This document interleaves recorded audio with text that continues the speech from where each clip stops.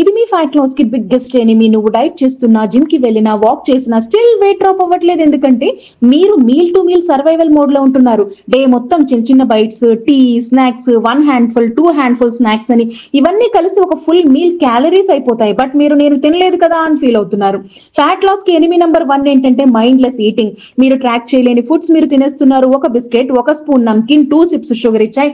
ఇవి ఫ్యాట్ ని బర్న్ అవ్వకుండా బ్లాక్ చేస్తాయి. మెటబాలిజం స్లో అవుతుంది. బికాస్ మీరు బాడీకి క్లారిటీ ఇవ్వట్లేదు. మీల్ గ్యాప్స్ లో ప్రాపర్ గా ఉండవు. బ్లడ్ షుగర్ స్పైక్స్ అవుతాయి, క్రేవింగ్స్ పీక్స్ అవుతాయి. మీరు మరలా స్నాక్ చేసి లూప్ లో పడిపోతున్నారు. Solution extremely simple. 3 సార్లు ప్రాపర్ గా మీల్ తీసుకోండి. ఒక హెల్తీ స్నాక్ ప్రిపేర్ చేసుకోండి.